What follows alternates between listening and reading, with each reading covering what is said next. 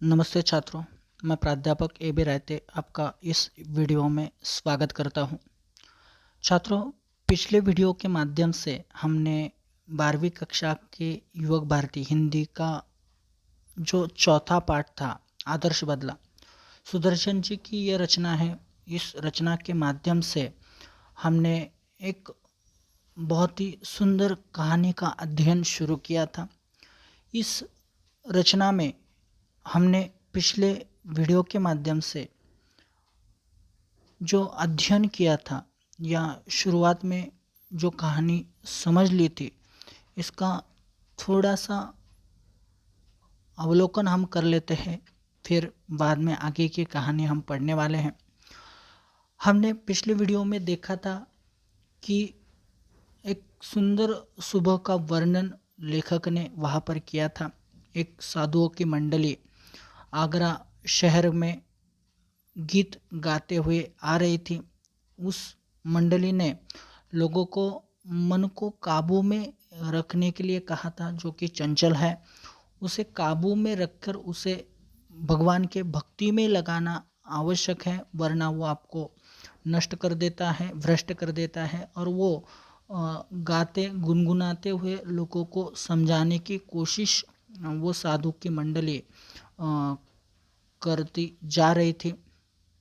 वह ऐसा करते समय जिस तरह से गा रही थी, उस गाने में न कोई सुर था न कोई ताल थी।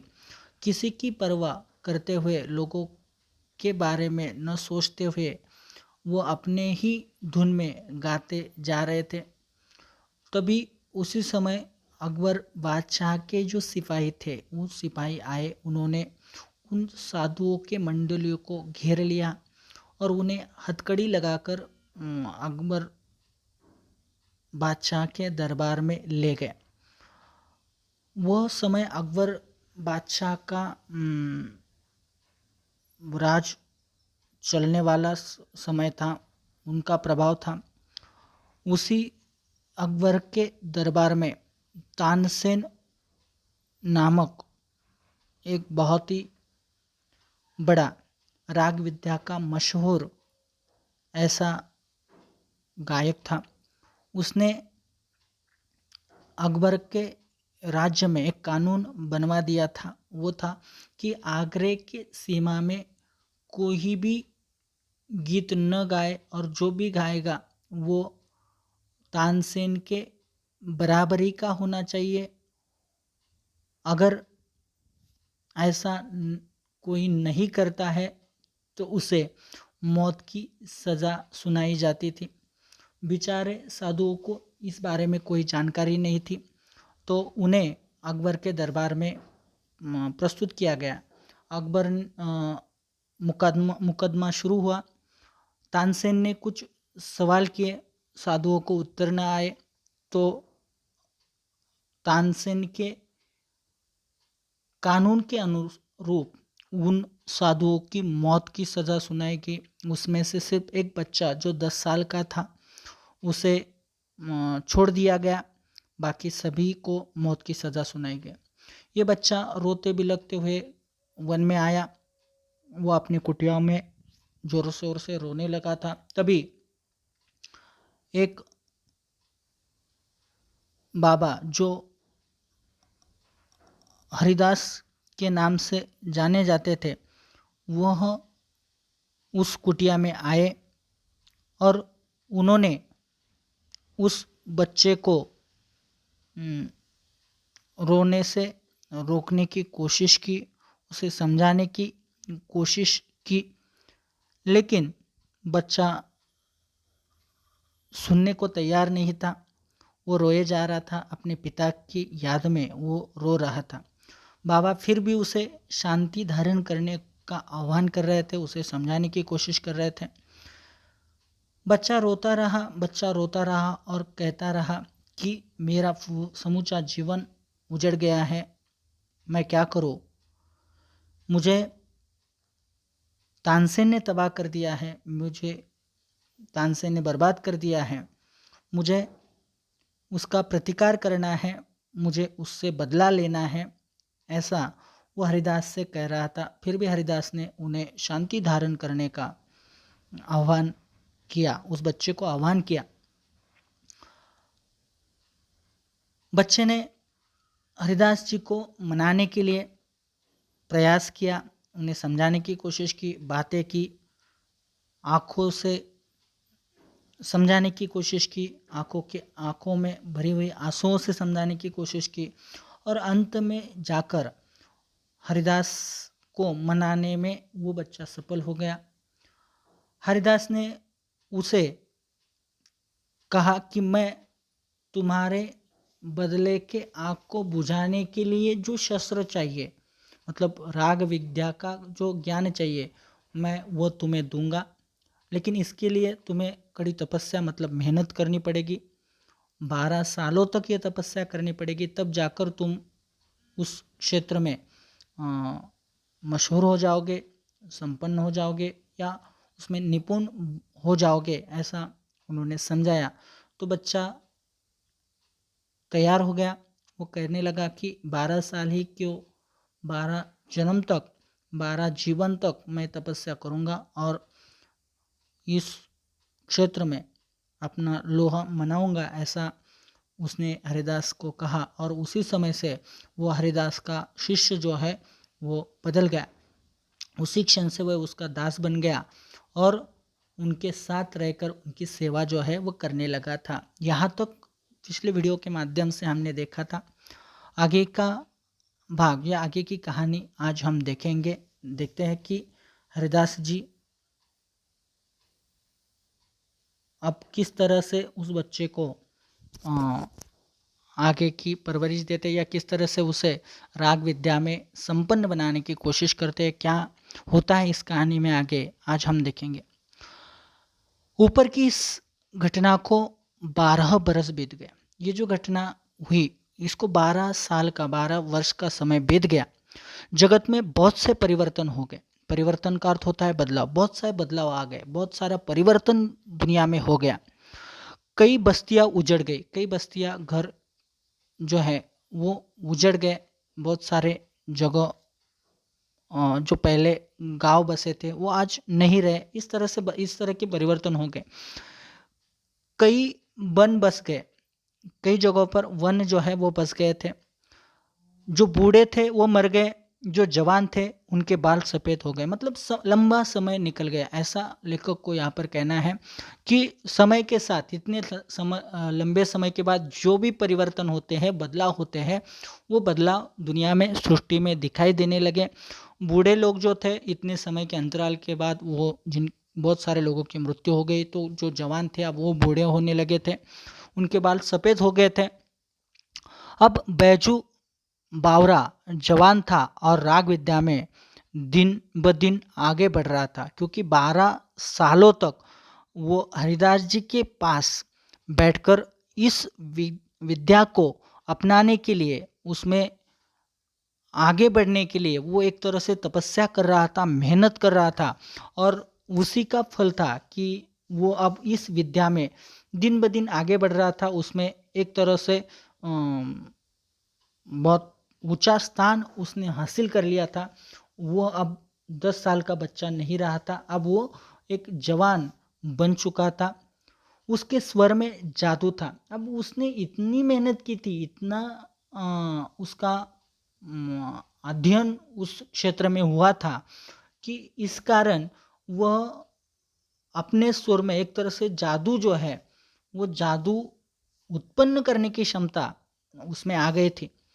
और तान में एक आश्चर्यमयी मोहिनी थी, और तान जो था उसमें एक तरह की आश्चर्यमय मोहिनी, मोहित करने वाली ध्वनि, उसे हम मोहिनी कह सकते। तो इतनी आश्चर्यकारक, मतलब जो भी कोई सुनता था उसकी ओर खींचा चला आता था या खींच जाता उसकी ओर, उसके आवाज़ के कारण मोहित हो जाता था। इतनी उसकी तान, उसका ध्वनि, उसकी लय जो है वो मधुर थी, इतनी बड़ी या इतनी अच्छी तान वो भरता था।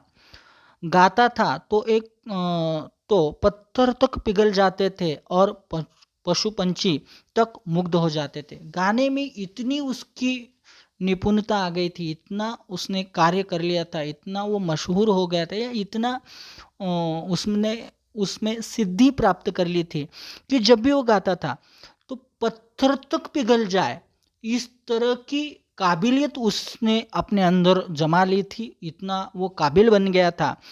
और पशु पंछी तक मुग्ध हो जाते थे, ऐसे स्वर उसके गले से बाहर निकलते थे। लोग सुनते थे और झूमते थे तथा वाह वाह करते थे। लोग जब भी उसका गाना सुनते थे तो झूमने लग जाते थे, मन ही मन नाचने लग जाते थे, या अपने उनके पैर अपने आप ही खिलने लगते थे, इतना उसका गाना सुंदर हुआ करता था, या इतना सुंदर वो गाने लगा था। और उसका गाने सुनने के बाद कोई भी ऐसा न बचता था जो कि वाह वाह न करे। वाह वाह करना यह एक मुहावरा है और उसका अर्थ होता है प्रशंसा करना। तो जो भी उसका गान सुनता था, जो भी उसकी धुन सुनता था, जो भी उसका गाना सुनता था, तो उसकी प्रशंसा किए बिना कोई भी नहीं रह पाता था। इतना अच्छा सुर या इतना अच्छा गाना वो गाया करता था। हवा रुक जाती थी, कहा मतलब देखिए कितनी निपुणता थी, कितनी बड़ी सिद्धि उसने प्राप्त कर ली थी, जिसमें हवा तक रुक जाती थी, इतना बड़ा निपुणता या इतनी बड़ी स्थिति तक वो पहुंच गया था। एक समा बंध जाता था, समा बंधना यह भी एक मुहावरा है। इसको कहते हैं वातावरण निर्माण होना या रंग जमना, ऐसा उसका अर्थ वहाँ पर होता है। तो लोग जब भी सुनते थे तो वाह वाह करते थे, हवा तक रुक जाती थी, एक मधुर सा वातावरण वहाँ पर निर्माण हो जाता था, या रंग जम जाता था। जैसे महफिल में रंग जमता है, उसी तरह से उसके गीत गाने के बाद उस जगह पर एक तरह की महफिल जो है वो जम जाती थी। एक तरह से रंग जो है उसमें भर जाता था, इतना सुंदर अब वो गाने लगा था। इतना परिवर्तन उस बीते हुए 12 वर्ष में हो गए थे, और उस बालक में भी इतनी सारी परिवर्तन जो है वो हो गए थे। एक दिन हरिदास ने हंसकर कहा, जो गुरु थे उन्होंने हंसकर कहा, वत्स मेरे पास जो कुछ था वह मैंने तुझे दे डाला। उन्होंने कहा कि जो भी मेरे पास इस क्षेत्र में, जो भी मेरे पास उपलब्धि थी, जो भी मेरे पास ज्ञान था, जो भी मैंने सीखा था, वो सब का सब मैंने तुझे दे डाला, मैंने तुम्हें प्रदान किया, या मैंने तुम्हें सिखाया, ऐसा हरिदास ने कहा। अब तू पूर्ण गंधर्व हो गया है। अब तू क्या हो गया है? पूर्ण गंधर्व। गंधर्व कौन होता है? तो स्वर्ग में इंद्र के दरबार में जो गाते हैं या पूर्ण संगीत की सिद्धि प्राप्त करने वाले जो लोग होते हैं उसे गंधर्व कहते हैं। तो आज पूर्ण गंधर्व मतलब संगीत की इस विद्या में तूने पूर्ण रूप से परिपूर्णता प्राप्त कर ली है, या संगीत का तू एक बहुत बड़ा ज्ञाता हो गया है, या संगीत की जो भी जानकारी है वो तेरे पास पहुंच चुकी है। बहुत ज़्यादा ज्ञान तुमने इस क्षेत्र में प्राप्त कर लिया है, मतलब तू अब पूर्ण गंधर्व हो गया है। अब मेरे पास और कुछ नहीं जो तुझे दूँ। उन्होंने कह दिया कि अब मेरे पास कुछ बचा नहीं है, जो कुछ भी था वो मैंने तुम्हें दे दिया है। तुझे आज मैंने पूरी तरह से इस क्षेत्र में संपन्न बनाया है, ज्ञाता बनाया है। इतना ज्ञान तुझ में अब आ गया है कि तू संगीत के हर पहल को समझ सकता है, हर संगीत की जानकारी अच्छे से रख सकता है। इतना तू संपन्न हो गया है, इतना ज्ञान तूने अर्जित कर लिया है। अब मेरे पास कुछ नहीं बचा है जो मैं तुझे दे सकता हूँ, और तुझ में और कुछ देने की क्षमता मुझ में नहीं है। बैजू हाथ बांध कर खड़ा हो गया। जब बैजू ने गुरु से ये सब सुना तो वो कृतज्ञता के भाव से हाथ जोड़कर गुरु के सामने झुककर या नमस्कार करके खड़ा हो गया। कृतज्ञता का भाव आंसुओं के रूप में बह निकला। जो कृतज्ञता का भाव है, मतलब जो उपकार उन्होंने उस पर किए थे वो कभी न भूलने का भाव, उसका आदर रखने का भाव, ये भाव उसके मन में था, और वो भाव ही एक तरह से आंसुओं के रूप में, मतलब वो जानता था कि जो भी उसके गुरु ने मतलब हरिदास ने उसके लिए किया था उसका कोई मोल नहीं है, उसको कभी हम ठुकरा नहीं सकते, उसको कभी चुका नहीं सकते, यह वो समझ रहा था। और इसीलिए उसके आंखों से एक तरह से कृतज्ञता के भाव के रूप में आंसुओं के बहाव हो रहा था। चरणों पर सिर रखकर बोला, उसने अपने गुरु के सामने अपना सिर झुकाया, उनके चरणों में रखा और बोला, महाराज आपका उपकार जन्म भर सिर से न उतरेगा। महाराज आपने जो उपकार किया है वो पूरे जीवन भर भी मैं आपकी सेवा करूं या कुछ भी आपके लिए करूं तो भी ये उपकार मेरे सिर से कभी नहीं उतरेगा। इतना बड़ा उपकार, इतना बड़ा कार्य आपने मेरे लिए मेरे जीवन में किया हुआ है, यह मैं कभी उतार नहीं सकता, इसको कभी चुका नहीं सकता। ऐसा उन्होंने गुरु के सामने वो कृतज्ञता का भाव जो है वो प्रस्तुत कर रहा है। हरिदास सिर हिलाकर बोले, हरिदास ने जब उसकी ये बात सुनी तो उन्होंने सिर हिलाया और बोले, यह नहीं बेटा, कुछ और कहो। उन्होंने कहा कि यह नहीं, इतना कहने से समाप्त नहीं होती बात, तुम्हें कुछ और कहना होगा। ये हरिदास जी बैजू के सामने कहते हैं। मैं तुम्हारे मुंह से कुछ और सुनना चाहते थे। उनके मन में कुछ और ही था, उनके मन में कुछ और ही विचार था शायद, इसीलिए वो बैजू से कहते हैं कि मैं तुम्हारे मुंह से कुछ और बात सुनना चाहता हूँ। मैं तुम्हारे इस कृतज्ञता के भाव से या तुम्हारे मन में बसे मेरे प्रति आदर या इतने बस इन शब्दों से संतुष्ट नहीं हूँ, मुझे और कुछ सुनना है। बैजू कहता है आज्ञा कीजिए। बैजू तो उसने तो अपना पूरा जीवन ही गुरु को समर्पित कर दिया है, हरिदास जी के सामने समर्पित कर दिया है, तो वो उनकी आज्ञा का पालन पूरे दिल से करता है, मन से करता है।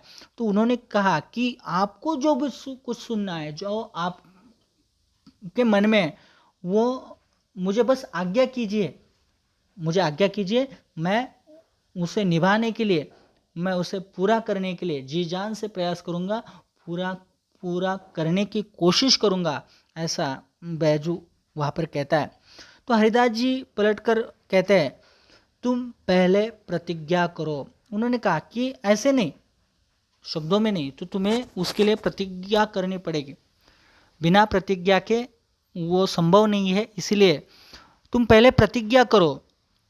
बैजू ने बिना सोच विचार किए कह दिया। बैजू ने सोच विचार कुछ नहीं किया, गुरु की आज्ञा है और गुरु के सामने कुछ कहा नहीं जाता, ये हमारी परंपरा है। और इसीलिए गुरु जो भी कहेंगे, जो भी करेंगे अपने भले के लिए ही करेंगे। शायद इसी विचार से बैजू ने न आगे न पीछे कुछ भी सोचा, उसने गुरु ने जैसे ही आज्ञा की कि पहले तुम प्रतिज्ञा करो, तो उसने कह दिया मैं प्रतिज्ञा करता हूँ कि, ऐसा आधा वाक्य उन्होंने प्रतिज्ञा करने के लिए कहा था, तो उसी को परिपूर्ण करने के लिए मैं प्रतिज्ञा करता हूँ कि हरिदास ने वाक्य को पूरा किया। तो ये की के बाद का जो वाक्य है, जो प्रतिज्ञा करनी थी वो तो उन्होंने अभी तक बताई नहीं थी, सिर्फ उन्होंने कहने के लिए कहा था, प्रतिज्ञा करने के लिए कहा था।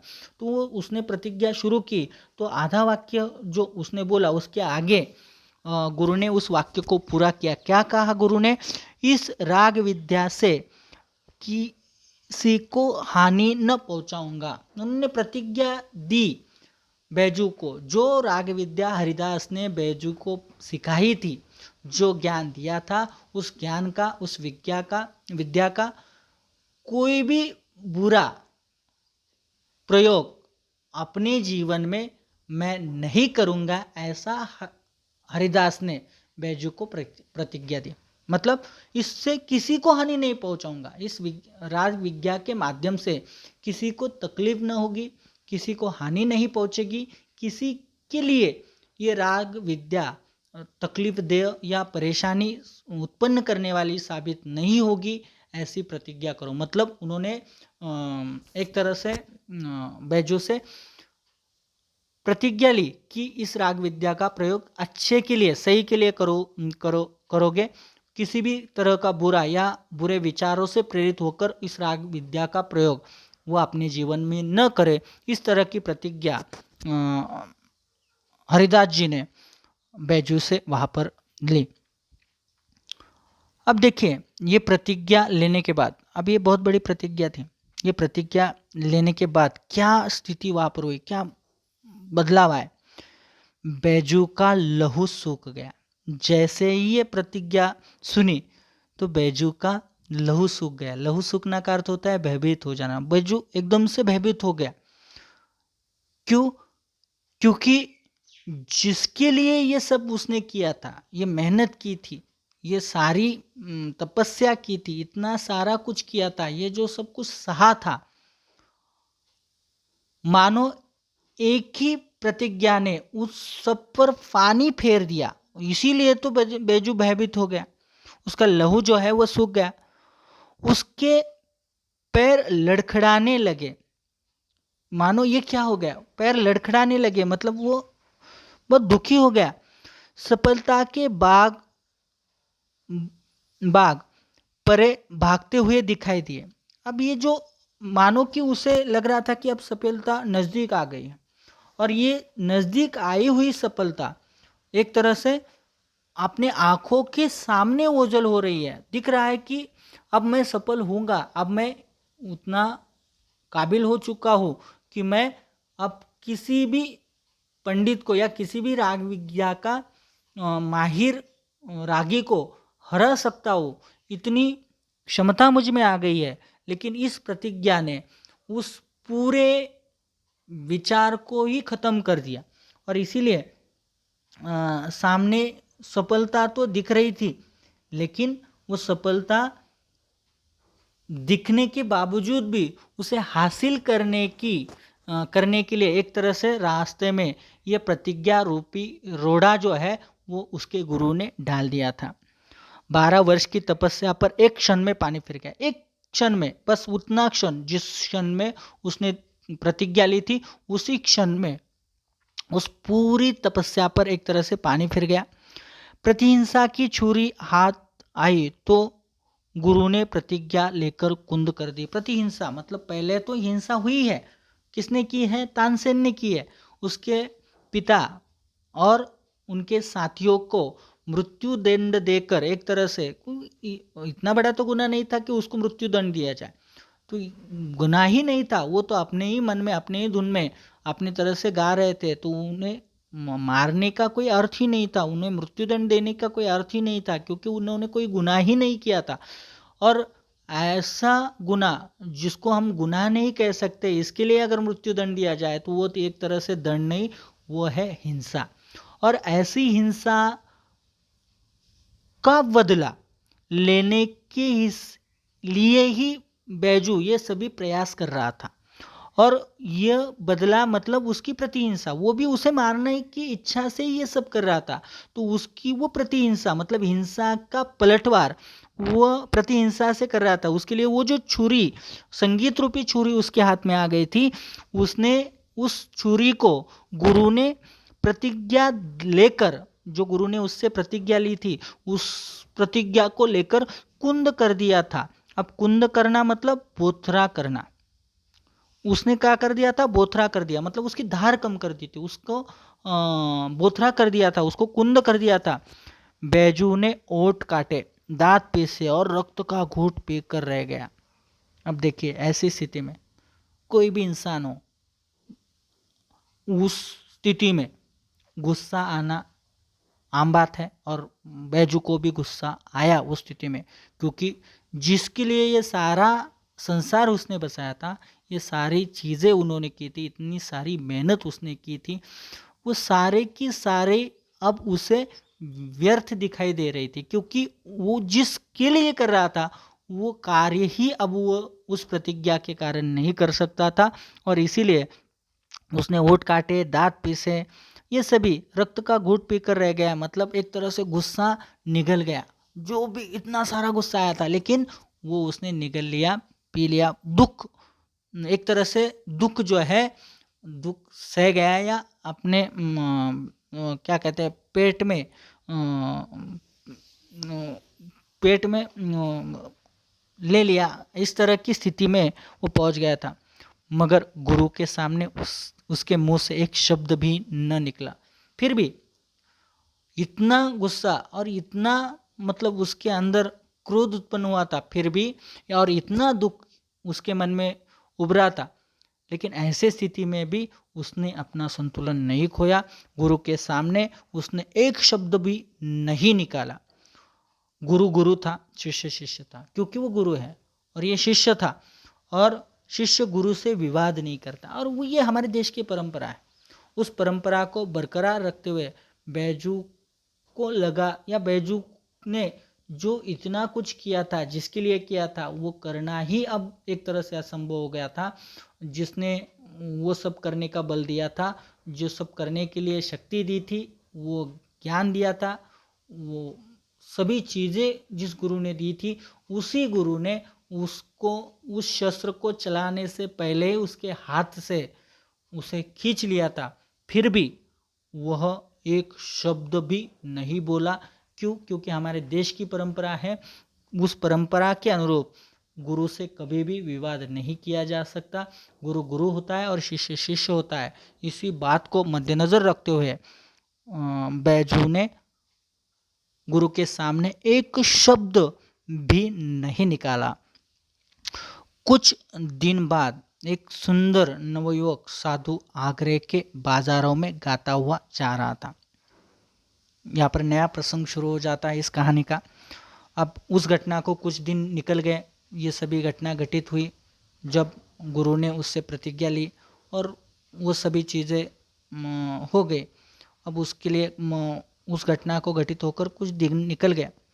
कुछ दिनों के बाद एक सुंदर नवयुवक साधु जो आगरे के बाज़ारों में गाता हुआ जा रहा था।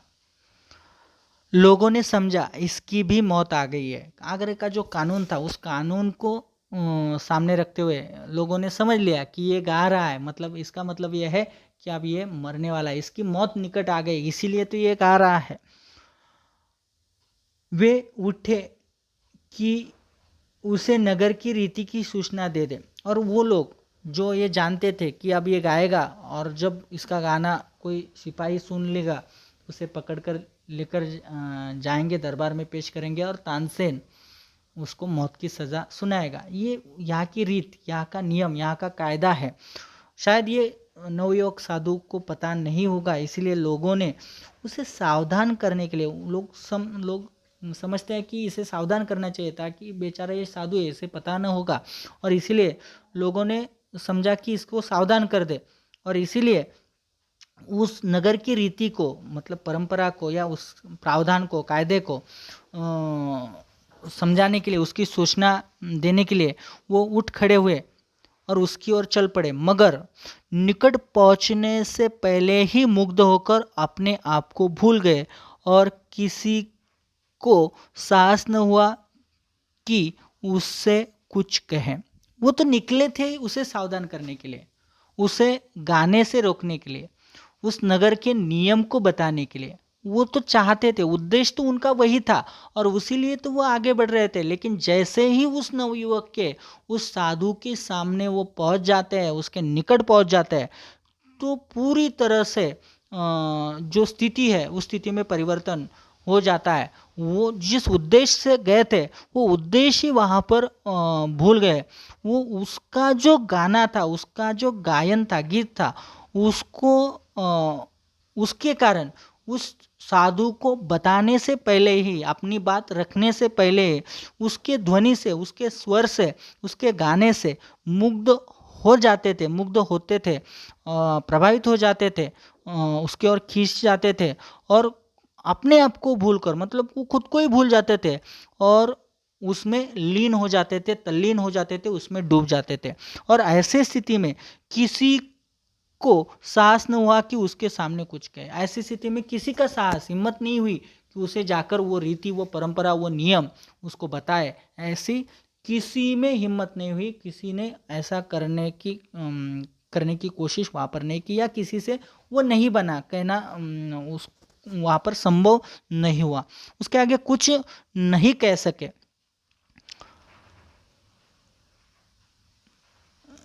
दम के दम यह दम के दम में यह समाचार नगर में जंगल की आग के समान फैल गया कि एक साधु रागी आया है जो बाजारों में गा रहा है।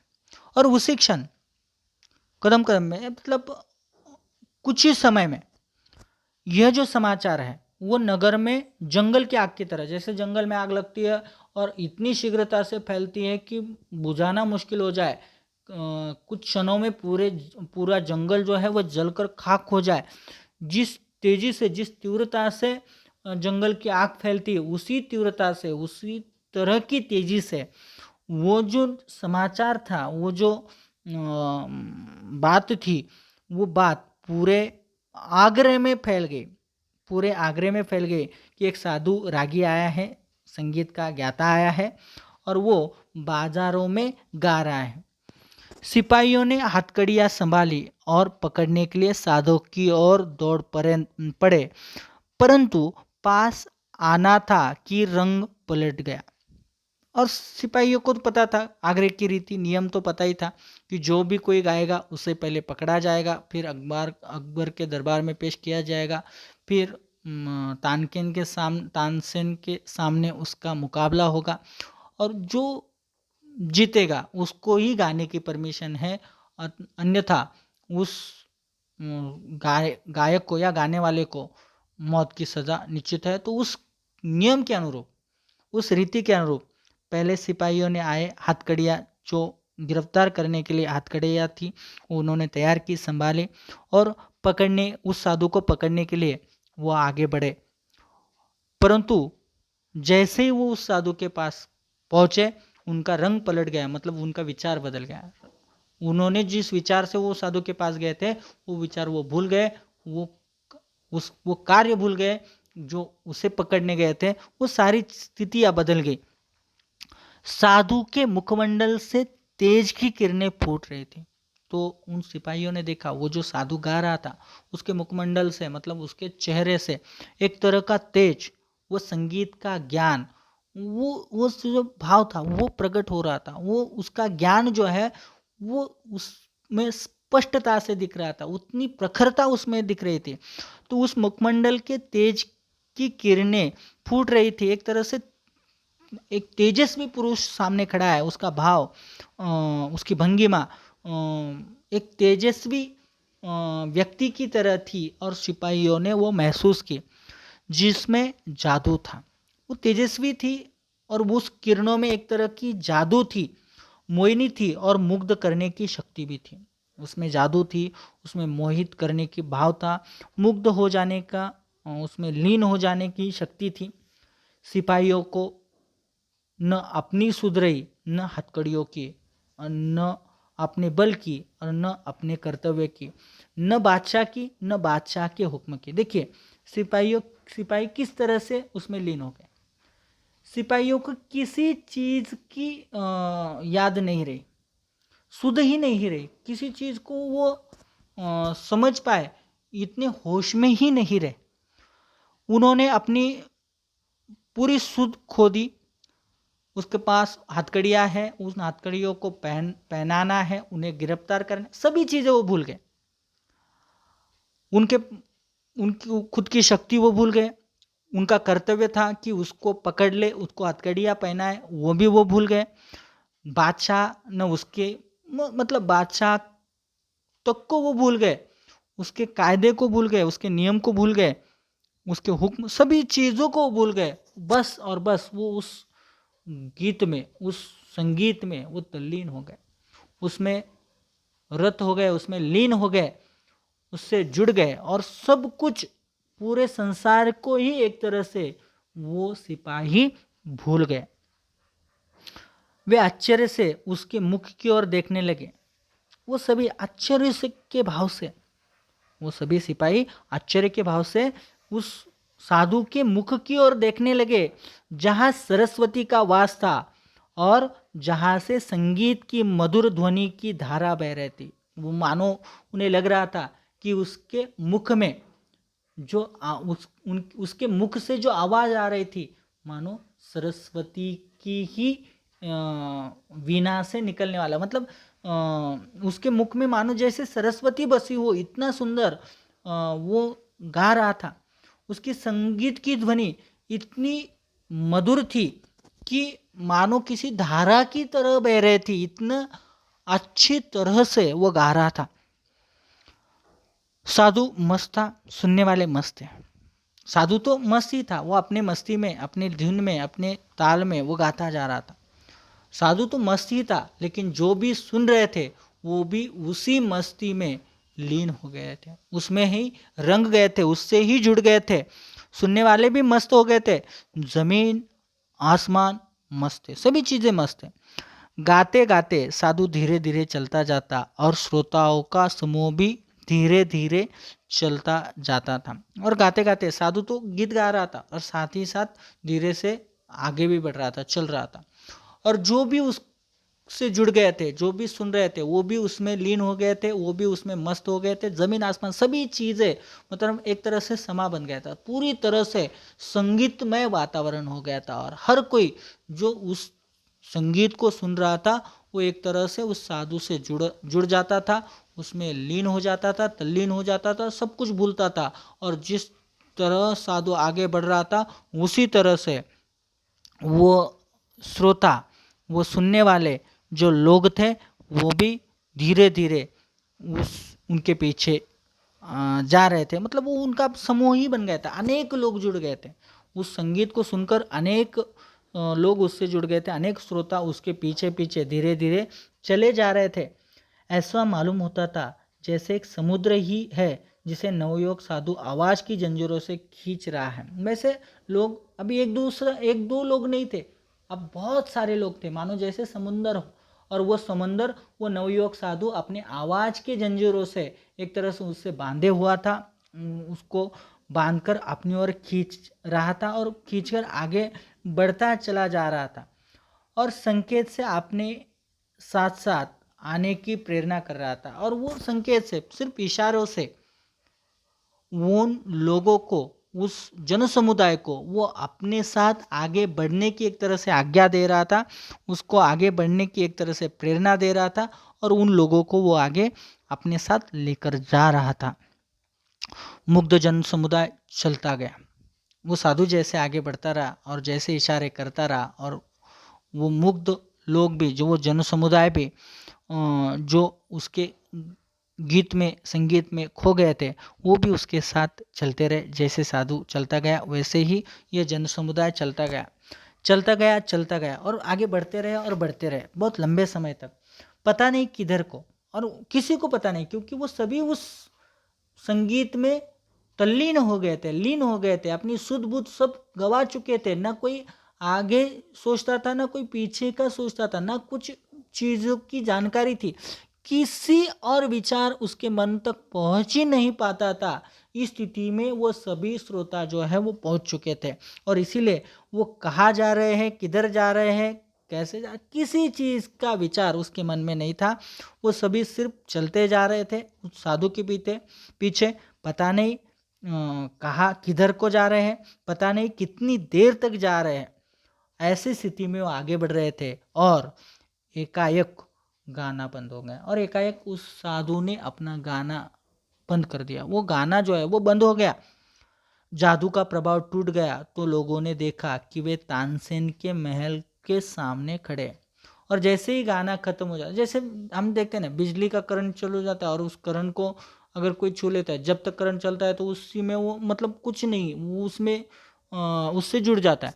जैसे ही प्रवाह खंडित हो जाता है तो उससे दूर हटने का, भागने की कोशिश करता है। उसी तरह से मानो वो पूरी तरह से उस साधु के उस गीत में सभी लीन थे, तल्लीन थे, उससे जुड़े हुए थे। जब तक गीत चल रहा था, संगीत चल रहा था, वो साधु गा रहा था, तब तक पूरी तरह से वो बेसुध होकर उसके साथ जुड़कर आगे बढ़ रहे थे, चल रहे थे। किधर जा रहे थे, कितने, कुछ चीज़ों, किसी चीज़ का उन्हें पता नहीं था, सिर्फ वो आगे बढ़ते रहे थे। और जैसे ही गीत बंद हुआ, गाना बंद हुआ, साधु ने गाना बंद कर दिया, सभी के अंदर जो जादू, वो प्रभाव था गीत का, वो टूट गया। उनकी मोहिनी टूट गई। और तब लोगों ने देखा कि वह लोग चलकर तानसेन के महल के सामने आकर खड़े हुए हैं। उन्होंने दुख और पश्चाताप से हाथ मले और सोचा, यह हम कहाँ आ गए। उन्होंने जब ये अपने आप को उस स्थिति में तानसेन के महल के सामने पाया, तो सारी चीज़ें फिर से उन्हें याद आ गई और उनको दुख हुआ कि अब ये क्या हो गया, दुखी हो गए और पश्चाताप, ऐसा नहीं करना चाहिए था। वो पश्चाताप भी करने लगे और हाथ मले और सोचने लगे कि यह हम कहाँ आ गए, हमने ये क्या कर दिया। साधु अज्ञान में ही मौत के द्वार पर आ पहुंचा था। उन्होंने सोचा कि ये साधु जो है, उनको पता ही नहीं है, अज्ञान है उसका, कि ये अज्ञान में ही, मतलब ये तो कोई अनजान व्यक्ति है, उसे तो पता नहीं है, रीति के बारे में भी जानकारी नहीं, किसी ने बताया भी नहीं, तो ये अज्ञान में ही ऐसे गाते गाते और कहाँ पहुँच चुका है, जहाँ पर मानो साक्षात उसकी मौत खड़ी है। उस मौत के सामने, उस मौत के द्वार पर ये आ पहुँचा है। भोली भाली चिड़िया अपने आप अजगर के मुंह में आ फंसी थी और अजगर के दिल में जरा भी दया न थी। वो सब सोचते हैं कि एक भोली भाली सी चिड़िया, एक साधु, सामान्य सा साधु इस तानसेन, अजगर रूपी तानसेन के सामने खड़ा हो गया और ये अजगर तो निगलने के लिए तैयार ही बैठा है और उस अजगर के मन में थोड़ी, मतलब उस तानसेन के मन में थोड़ी भी दया नहीं है। तो ऐसा ये अजगर रूपी तानसेन मानो एक तरह से उस चिड़िया को फांसने के लिए, उसे मारने के लिए बैठा ही है, न कोई दया दिखाएगा, क्योंकि उसके मन में थोड़ी भी दया नहीं है, जरा भी दया नहीं है, ये सब लोग जानते हैं। और इसीलिए उन सभी लोगों का ये मानना है कि वो आज उसकी मृत्यु निकट आ गई है, या अपने आप ही ये खुद चलकर अपने मृत्यु के पास चलकर आया है, मृत्यु के द्वार पर खड़ा है, ऐसा ये सब लोग जानते हैं। तभी ये सारी चीज़ें, भीड़, वो गाना, ये सारे लोगों की आवाज़, ये सभी चीज़ें सुनकर तानसेन बाहर निकला। वह लोगों को देखकर वह हैरान हुआ और फिर सब कुछ समझकर नवयुवक से बोला। और जब उन्होंने देखा कि इतने सारे लोग उसके महल के सामने खड़े हैं, उसके द्वार के सामने खड़े हैं, तो ये देखकर वह हैरान हुआ, परेशान हुआ, आश्चर्यचकित हुआ और फिर सब कुछ समझ गया कि क्या हुआ है, कैसे हुआ है, किस स्थिति में, वो सब कुछ समझ गया। और उस समझकर नवयुवक से बोला, क्या बोला देखिए, तो शायद आपके सिर पर मौत सवार है। तो वो समझ गया कि क्या होने वाला है, तो वो कहने लगा कि शायद आपके सिर पर मौत सवार है, मतलब आप चाहते हैं कि अब आपकी मौत हो, या आप एक तरह से मौत का बुलावा लेकर ही यहाँ पर आए हैं, ऐसा वो कह देता है। नवयुवक साधु ने जब तानसेन की ये बात सुनी तो नवयुवक साधु मुस्कुराया। जब ये बात तानसेन के मुंह से सुनी तो वो मुस्कुरा, हंस दिया। जी हाँ, मैं आपके साथ गान विद्या पर चर्चा करना चाहता हूँ। तो जब ये बात उसने सुनी तो उसने कह दिया तानसेन को, बिना डरे, बिना कुछ संकोच किए, बिना देर लगाए, कि जी हाँ, मैं आपके साथ गान विद्या पर चर्चा करना चाहता हूँ। तानसेन ने बेपरवाही से उत्तर दिया। जब ये बात सुनी तो तानसेन भी नहीं जानता था कि सामने वाला या सामने खड़ा हुआ साधु किस मिट्टी से बना हुआ, इसलिए उसे भी लगा कि कोई ऐसा अहरा गहरा जो हमेशा की तरह होता है, उसी तरह का कोई इंसान है और वो आया है मुकाबला करने के लिए। तो वो उसने उससे कोई परवाह नहीं थी, बेपरवाही से उसने उत्तर दिया, अच्छा, मगर आप नियम जानते हैं ना। लेकिन उसने कह दिया कि ठीक है, अच्छा है, कोई बात नहीं, पर उसने कोई परवाह नहीं की। उसे पता था कि उसको कोई हरा नहीं सकता, या उसकी सोच थी कि उसे कोई भी हरा नहीं सकता। उसे बस यही पता है कि जब ये हारेगा तो उसकी मौत निश्चित है, और इसीलिए उसने कह दिया कि आपको नियम तो पता है ना, नियम कड़ा है और मेरे दिल में दया नहीं है। उसने कहा कि नियम कड़ा है, आपको नियम पता है ना कि अगर आप हार जाओगे तो आपको मृत्युदंड दिया जाएगा, ये कड़ा है, और मेरे दिल में अब हार जाने के बाद आप क्षमा याचना करोगे, दया मांगोगे, दया की भीख मांगोगे, तो मेरे में दिल में कोई दया नहीं, मैं आपको माफ़ नहीं करने वाला हूँ, यह नियम है। मेरी आंखें दूसरों की मौत को देखने के लिए हर समय तैयार है। मेरे आंखों को तो मानो दूसरों की मौत देखने में एक तरह की खुशी मिलती है, इसलिए हर समय वो तैयार रहती है। नवयुवक कहता है, और मेरे दिल में जीवन का मोह नहीं है। और वो साधु भी कहता है, जिस तरह से बेपरवाही से तानसेन ने उसके सामने वो नियम बताया और वो एक तरह से दूसरों की मौत देखने के लिए कैसे लालायित रहता है, और जैसे उसने समझा तो साधु ने भी बड़े चाव से या बड़े एक तरह से विनम्रता से कह दिया कि मुझे भी अपने जीवन के प्रति कोई मोह नहीं है, अगर मैं हार भी जाता हूँ तो मरने के लिए तैयार हूँ, मैं मरने के लिए हर समय तैयार हूँ, हर समय मैं मरने के लिए तैयार हूँ, कभी भी मुझे मौत आ जाए मुझे कोई परवाह नहीं है। इसी समय सिपाहियों को अपनी हथकड़ियों का ध्यान आया। उसी समय जो इतने समय मतलब इतना समय या ये सारा वार्तालाप, ये सारी चीज़ें गुजर गई, उस संगीत विद्या में या उस गाने में तल्लीन होकर जो उसके साथ साथ इतने लंबे समय तक चले आए थे, असल में तो उन्हें उसे पकड़ लेना था, जंजीरों में जकड़ लेना था और जकड़ कर अकबर के दरबार में उन्हें पेश करना था, लेकिन वो सारी बातें पीछे छूट गई और वो उसी संगीत की उस महफिल में वो जम गए और सारी चीज़ें भूल गए थे, और अब तक भूल गए थे।